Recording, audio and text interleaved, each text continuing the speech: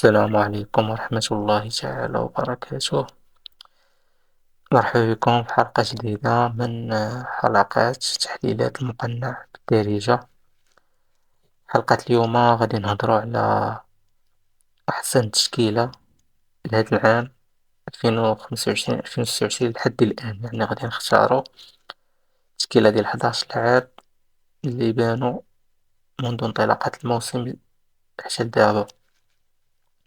ف- غادي نبداو نيشان في التشكيلة. في حراسة المرمى كاينين بزاف الحراس اللي بانو مزيانين في بداية هاد العام بحال كورتوا، دافيد رايا، يان اولاك.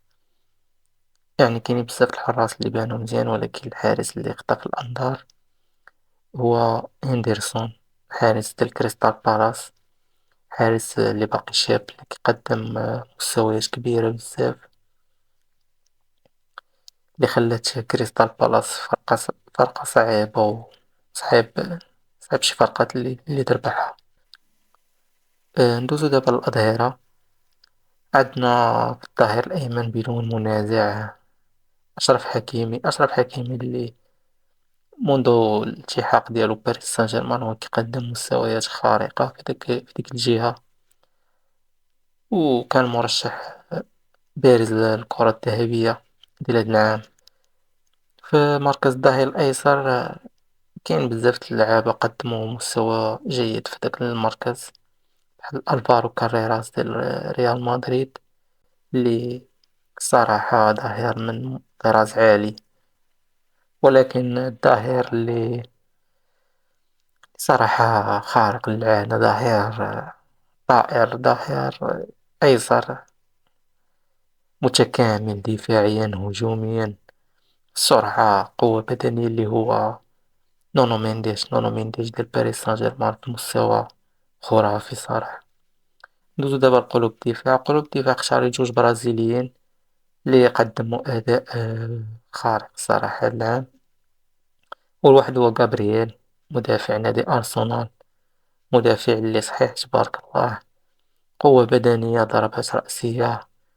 يعني صعيب شي مدافع، صعيب شي مهاجم اللي يقدر يتجاوزو.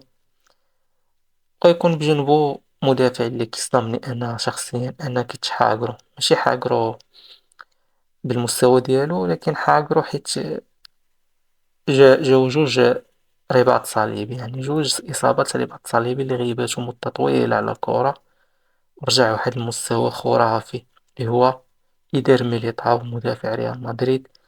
إيدر ميليتاو مدافع اللي أنا شخصيا سكتني، ما كنتش متوقع غادي يرجع بهاد القوة هادي. دوزو دابا وسط الميدان غادي نختار جوج اللي بانوا لي هاد العام في نيفو كبير بزاف. عندنا ديكلان رايس، قلب النابض ديال الأرسنال، هو المحرك، هو اللاعب اللي القطعة الأساسية في نادي أرسنال هو ديكلان رايس. باش ما بغيتيه باللعب، بالتأثير ديالو، بالقيادة، بالعرضيات ديالو، بالتسديدات، ضربات الثابتة، يعني لعاب وسط متكامل.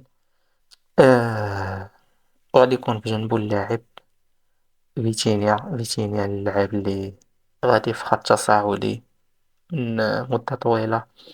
فيتينيا لعاب من طراز عالي، كيفكرنا بمودريتش، انيستا، هاد اللعابة الكبار بزاف اللي صعيب تلقاه بحالو في وسط الميدان. في الأجنحة هو كان خصني نلعب وسط، ولكن حيت غادي نلعب بجوج مهاجمين في هاد التشكيلة، حيت خاصني نلعب بهاد التشكيلة، حيت هاد اللاعب اللي جايين كلهم في مستوى خرافي الآن. المهم اللاعب اللي غادي نلعبو جناح أيمن هو أردا جولر ديال ريال مدريد، اللي هاد العام داير بداية موسم خرافية. ساهم في 8 البيوتة، ماركي 3، صانع 5 البيوتة، أغلبية صانع من كيليان مبابي. لاعب اللي صراحة تبت بلاصتو في التشكيلة الرسمية ديال ريال مدريد عن جدارة واستحقاق.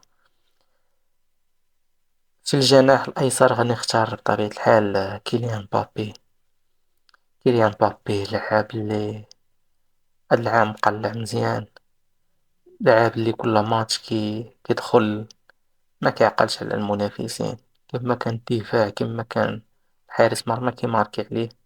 كيليان مبابي هاد العام لعب 13 ماتش، مساهم في 18 بيت، ماركي 16 بيت، و صانع جوج ديال الأهداف.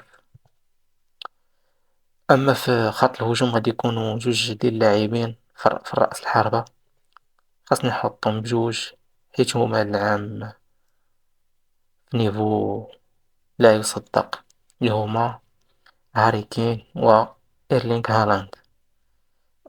هاري كين مقدم موسم خرافي مع البايرن، تخيلوا شحال ماركي لعب 13 ماتش ماركي 21 بيت، 21 بيت، وصانع 3 ديال الأهداف، يعني مساهم في 24 بيت في 13 ماتش.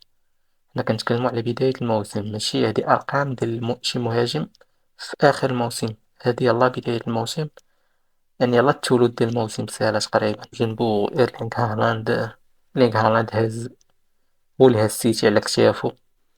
إيرلينغ هالاند هاد العام مستوى خيالي الصراحة،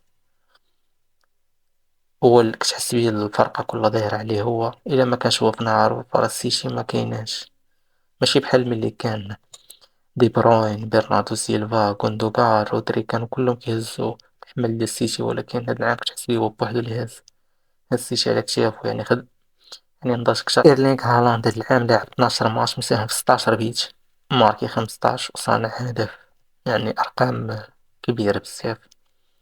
يعني الحذاء الذهبي هاد العام باين غادي يكون منافسة بين الثلاثي مبابي، إيرلينغ هالاند وهاري كين.